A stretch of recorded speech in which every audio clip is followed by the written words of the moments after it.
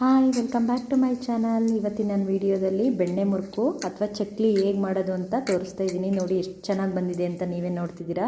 ಮೊದಲನೇದಾಗಿ ನಾನಿಲ್ಲಿ ಈ ಬೌಲಲ್ಲಿ ನೋಡಿ ಜಾಮೂನ್ ಬೌಲ್ ಬರುತ್ತಲ್ಲ, ಅದರಲ್ಲಿ 3 ಬಟ್ಲು ಅಕ್ಕಿ ಹಿಟ್ಟು ತೊಗೋತಿದ್ದೀನಿ. ಮಾಮೂಲಿ ರೊಟ್ಟಿಗೆ ಬಿಡಿಸಿಟ್ಟಿರ್ತೀವಲ್ಲ ಅದೇ ಅಕ್ಕಿ ಹಿಟ್ಟನ್ನ 3 ಬಟ್ಲು ತೊಗೋತಿದ್ದೀನಿ. ಇಲ್ಲಿ ಮೆಜರ್ಮೆಂಟ್ಗೋಸ್ಕರನೇ ಈ ಬೌಲ್ನ ಉಪಯೋಗಿಸಿದ್ದೀನಿ. ಮತ್ತು ಅದೇ ಬೌಲಲ್ಲಿ 1 ಬೌಲು ಉರಿಗಡಲೆ ತೊಗೋತಿದ್ದೀನಿ. ನೋಡಿ, ಉರಿಗಡಲೆನ ಪೌಡ್ರ್ ಮಾಡ್ಕೊಬಂದಿದ್ದೀನಿ. 3 ಬೌಲು ಅಕ್ಕಿ ಹಿಟ್ಟು, 1 ಬೌಲು ಉರಿಗಡಲೆ ಹಿಟ್ಟನ್ನ ತೊಗೊಂಡಿದ್ದೀನಿ. ಅದ್ರ ಜೊತೆಗೆ ಸ್ವಲ್ಪ ಸಾಲ್ಟ್ ಹಾಕೊಳ್ಳೋಣ ಇವಾಗ ಚಕ್ಲಿ ಮಾಡಲಿಕ್ಕೆ.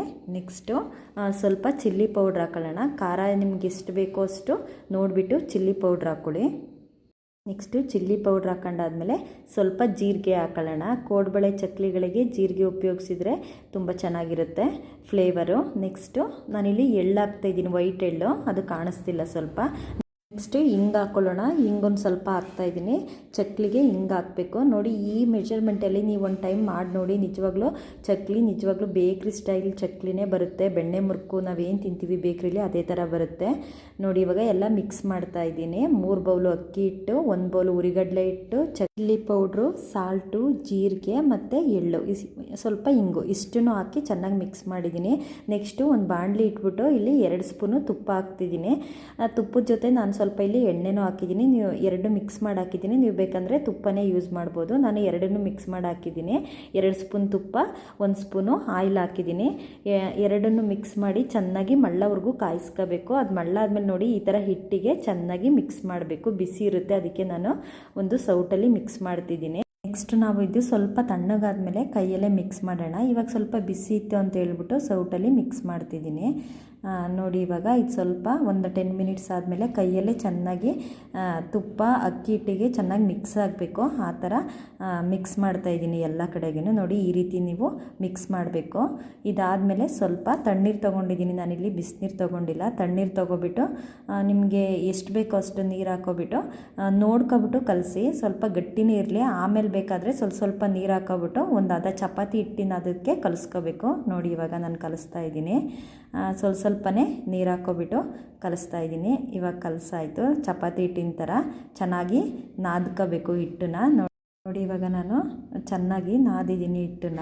ಈ ಥರ ಚೆನ್ನಾಗಿ ಮಿಕ್ಸ್ ಮಾಡಿದಷ್ಟು ಚಕ್ಲಿ ಸಾಫ್ಟಾಗಿ ಮತ್ತು ಕ್ರಿಸ್ಪಿಯಾಗಿ ಚೆನ್ನಾಗಿ ಬರುತ್ತೆ. ಯಾಕಂದರೆ ಹಿಟ್ಟು ತುಪ್ಪದ ಜೊತೆ ಚೆನ್ನಾಗಿ ಮಿಕ್ಸ್ ಆಗಬೇಕು. ನೋಡಿ, ಈ ಥರ ನಾನಿವಾಗ ಮಿಕ್ಸ್ ಮಾಡಿ ಇಟ್ಟಿದ್ದೀನಿ ಚೆನ್ನಾಗಿ ಹಿಟ್ಟನ್ನು.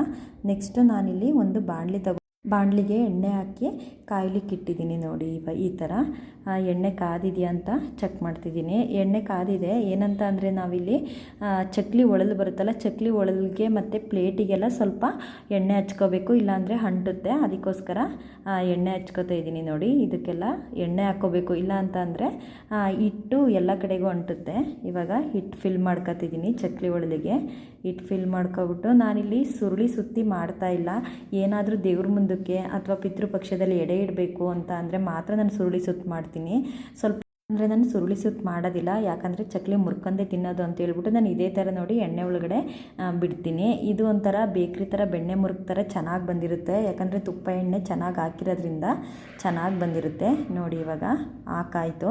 ಇವಾಗ ಮಗ್ಚಾಕ್ತಾ ಇದ್ದೀನಿ. ಅದು ಬೇಯೋವರೆಗೂ ಒಂದು 5 ನಿಮಿಷ ವೆಯ್ಟ್ ಮಾಡಬೇಕು. ಒಂದು 10 ನಿಮಿಷ ಆದಮೇಲೆ ನೋಡಿ ಈ ಥರ 2 ಕಡೆ ಮಗ್ಚಿ ಬೇಯಿಸಬೇಕು.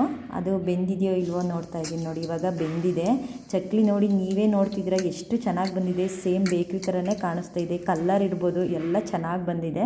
ಚಕ್ಲಿ ಆಗಿದೆ. ಇವಾಗ ನೋಡಿ, ಎಷ್ಟು ತಿಂದು ನೋಡಿದ್ರೆ ನಿಜವಾಗ್ಲೂ ತುಂಬ ಕ್ರಿಸ್ಪಿಯಾಗಿತ್ತು. ಒಮ್ಮೆ ಈ ರೀತಿ ಟ್ರೈ ಮಾಡಿ ನೋಡಿ, ನಿಜವಾಗ್ಲೂ ಚೆನ್ನಾಗಿರುತ್ತೆ.